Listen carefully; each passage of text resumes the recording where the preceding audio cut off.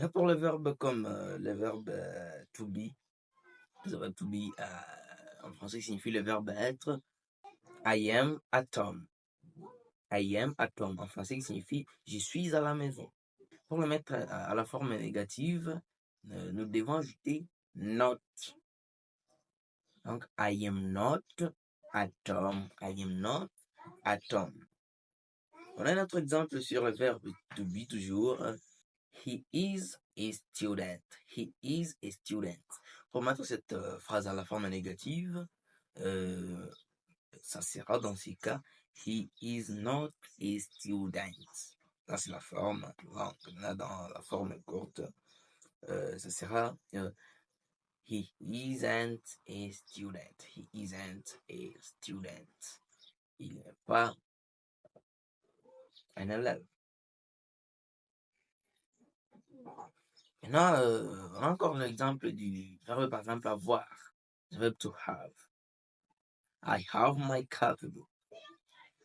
I have my copybook. Pour mettre cette phrase à la forme négative, là, on va ajouter seulement not.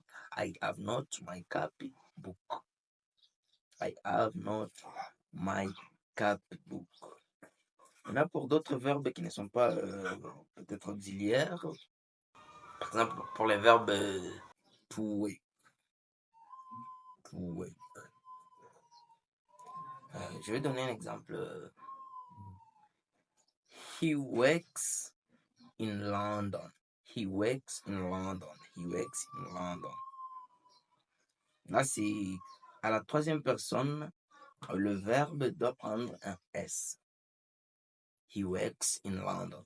Maintenant, pour mettre cette phrase à la forme négative, vous allez dire he does not work in London. He does not work in London. Là, vous n'allez plus dire he does not work. Non. Pourquoi? Parce que les S est directement sur le verbe auxiliaire to do. He does not work in London. Il ne travaille pas en Londres. Nous allons aussi voir comment est-ce qu'il faut mettre la phrase à la forme interrogative.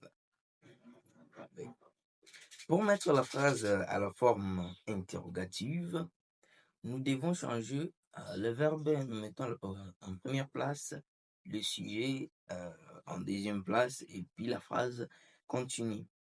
Alors, par exemple, I am a student. On prend toujours le même exemple. Maintenant, pour le mettre à la forme interrogative, je vais moi-même me demander, am I a student? Am I a student? Am I a student? Là, c'est à la forme interrogative. Maintenant, c'est pas tout. Il y a encore d'autres verbes qui nous allons ajouter les verbes auxiliaires to do. Do or does. Par exemple, I like playing football. I like playing football. Pour le mettre à la forme interrogative, je vais dire do you like playing football? Do you like playing football? J'espère. On a un autre exemple. She is her grandmother. She is her grandmother. En français, elle est sa grand-mère. Elle est sa grand-mère. Maintenant, pour mettre cette phrase à la forme interrogative, is a grandmother, ce sera is she her grandmother? Is she her grandmother? Is she her grandmother? Là, c'est à la forme interrogative. On a un autre exemple. On peut utiliser même le verbe manger, par exemple. They eat cabbage. They eat cabbage. They eat cabbage. They eat cabbage. Maintenant, cette phrase, comment est-ce que vous allez la mettre dans la forme interrogative? Pour la mettre à la forme interrogative, On doit ajouter seulement le verbe auxiliaire to do. Do they eat cabbage?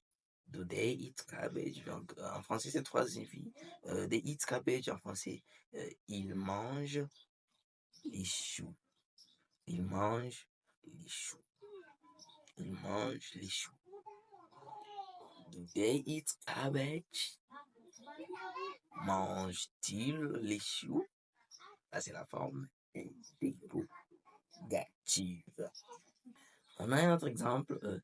He speaks English. He speaks English. He speaks English. He speaks English. Pour mettre cette phrase à la forme interrogative, on doit ajouter does parce qu'il y a la troisième personne du singulier. Does he speak English? Does he speak English? Does he speak English? On a encore des modes of verbs. Des modes of verbs comme can, must, might. Je vais donner un exemple. I can speak English well. I can speak English well. I can speak English well. Là, vous n'allez pas ajouter le verbe auxiliaire to do parce que c'est pour les modes de verbs. Les modes de verbs là, donc le verbe vient avant et le sujet vient après. Donc, pour mettre cette phrase à la forme interrogative, I can speak English well. À la forme interrogative, c'est Can I speak English well? Can I speak English well?